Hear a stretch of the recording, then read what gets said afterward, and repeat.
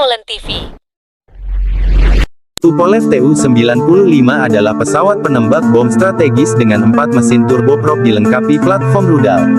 Pertama diterbangkan pada tahun 1952, Tu-95 mulai melayani Uni Soviet pada tahun 1956 dan diharapkan dapat melayani Angkatan Udara Rusia sampai setidaknya 2040. Sebuah perkembangan pesawat bomber Angkatan Laut dinamakan Tu-142, sedangkan perkembangan pesawat penumpang disebut Tu-114.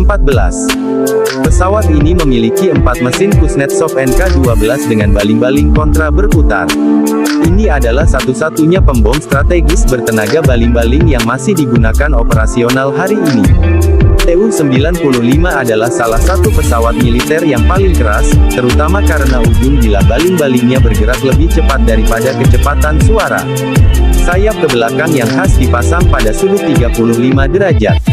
Tu-95 unik sebagai pesawat yang digerakkan baling-baling dengan sayap menyapu yang telah dibangun dalam jumlah besar. Sejarah operasional Uni Soviet varian Tu-95RT khususnya adalah ikon sebenarnya dari Perang Dingin karena melakukan misi pengawasan dan penargetan maritim untuk pesawat, kapal permukaan, dan kapal selam lain. Itu dapat diidentifikasi oleh tonjolan besar di bawah badan pesawat, yang dilaporkan menampung antena radar yang digunakan untuk mencari dan mendeteksi kapal permukaan. Serangkaian uji coba permukaan nuklir dilakukan oleh Uni Soviet pada awal hingga pertengahan 1960-an. Pada tanggal 30 Oktober tahun 1961, sebuah Tu-95 yang dimodifikasi membawa dan menjatuhkan perangkat AN-602 bernama SAR Bomba, yang merupakan perangkat termonuklir terkuat yang pernah diledakkan.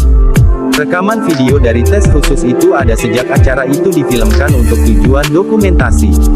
Rekaman tersebut menunjukkan pesawat Tu-95V yang diadaptasi secara khusus, dicat dengan anti-flash putih pada permukaan ventralnya, lepas landas membawa bom, adegan dalam penerbangan di bagian dalam dan luar pesawat, dan ledakan. Bom dipasang di bawah pesawat, yang membawa senjata semi-eksternal karena tidak dapat dibawa di dalam ruang bom Tu-95 standar, mirip dengan cara yang dilakukan versi B-1 khusus Avro Lancaster dengan 10 ton Grand Slam, bom gempa.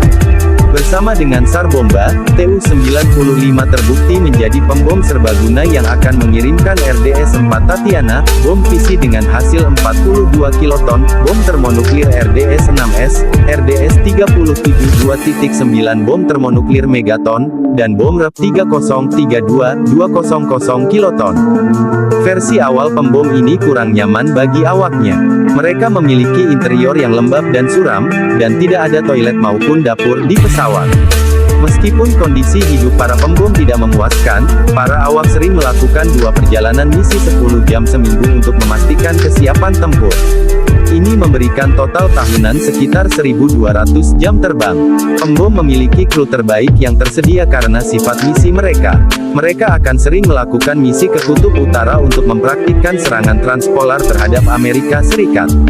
Tidak seperti rekan-rekan Amerika mereka tidak pernah menerbangkan misi mereka dengan membawa senjata nuklir. Hal ini menghambat kesiapan misi mereka karena amunisi harus datang dari bunker khusus di pangkalan dan dimuat ke dalam pesawat dari Paris Service di bawah teluk bom, sebuah proses yang bisa memakan waktu 2 jam.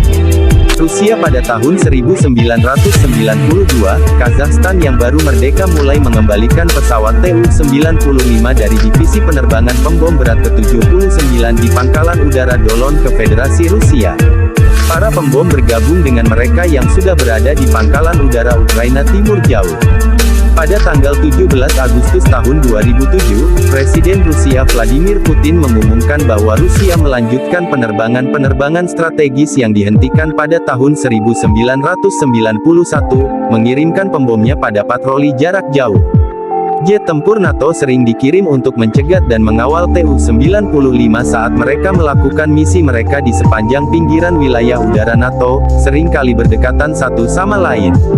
Tu-95 Rusia dilaporkan mengambil bagian dalam latihan angkatan laut di lepas pantai Prancis dan Spanyol pada Januari tahun 2008, bersama pembom strategis Tu-22 dan pesawat peringatan dini udara Brief A-50. Selama latihan militer stabilitas Rusia 2008 pada bulan Oktober tahun 2008, pesawat Tu-95 Mega Siemens menembakkan rudal jelajah yang diluncurkan dari udara untuk pertama kalinya sejak 1984. Jangkauan jarak jauh dari rudal jelajah Kh-55 berarti Tu-95 Mega Siemens sekali lagi dapat berfungsi sebagai sistem senjata strategis. Pada bulan Juli tahun 2010, dua pembom strategis Tu-95 Mega Siemens Rusia membuat rekor dunia untuk penerbangan non-stop untuk pesawat di kelas tersebut, ketika mereka menghabiskan lebih dari 43 jam di udara.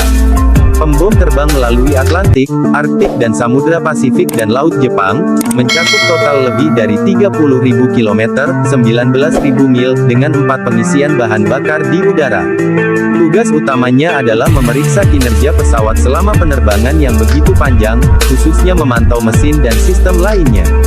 Pada tanggal 17 November tahun 2015, Tu-95 melakukan debut tempur mereka, digunakan untuk pertama kalinya dalam serangan udara jarak jauh sebagai bagian dari intervensi militer Rusia dalam Perang Saudara Suriah.